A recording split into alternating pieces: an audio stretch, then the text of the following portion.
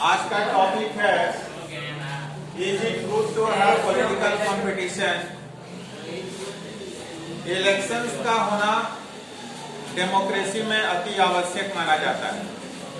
अगर इलेक्शंस नहीं होगा तो डेमोक्रेसी सफल नहीं होगा। इसी में तुम्हारा एक टॉपिक आता है, यानी जो चैप्टर का नाम है इलेक्टोरल पॉलिटिक्स में, is it good to have political competition. इसका आंसर होगा यस।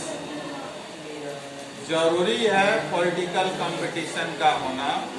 अगर पॉलिटिकल कंपटीशन नहीं होगा, यानी अगर इलेक्शंस नहीं होगा, तो कंपटीशन क्या हो जाएगा? पॉइंटलेस हो जाएगा। यानी इसमें कोई भी पॉइंट नहीं रहेगा, पॉइंटलेस माना जाएगा।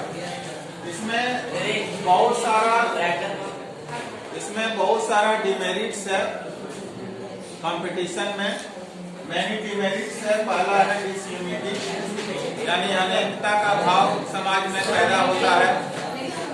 दूसरा है फैक्शनलिज्म। कुछ शब्द के बारे में हम लोग ये चर्चा करेंगे।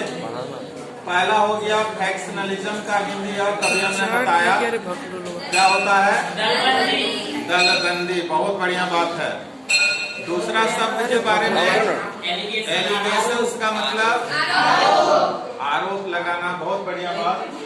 और तीसरा शब्द जो आज हम लोग चर्चा किए, कंस्टिट्यूएंसी, चुनाव क्षेत्र। ये पॉलिटिक्स में हमेशा ध्यान देना। अगर कोई एलिगेशंस लगाता है, एलिगेशंस का दौर चलते रहता है। एक आदमी दूसरे आदमी पर एलिगेशंस, एक पॉलिटिकल पार्टी दूसरे पॉलिटिकल पार्टी पर एलिगेशंस लगाते रहते हैं, लेकिन उनको साबित करना पड़ता है और जनता को समझाना पड़ता है कि ये पॉलिटिकल पार्टी पर जो एलिगेशंस है वो सही में है या फिर गलत है। ये पॉलिटिक्स में हमेशा होता है। एलिगेशंस का दौर चलते रहता है। उसके बाद जो कंस्टिट्यूएंसी है, जो बच्चा को समझना चाहिए कि एमपी का कंस्टिट्यूएंसी और एमएलए का कंस्टिट्यूएंसी अलग अलग होता है।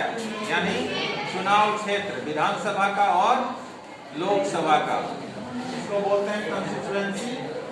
साथ में एलिगेशंस को हम लोग समझ ही गए हैं। पॉलिटिक्स में डर्टी ट्रिक्स होता ही है।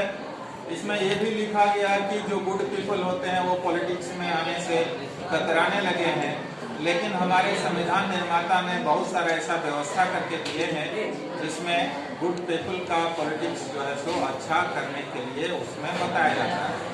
अगर यदि तुम्हारा पॉलिसीज अच्छे, पॉलिटिशियंस का पॉलिसीज अच्छा है, तो फिर वो लॉन्ग टर्म का पॉलिटिक्स होगा।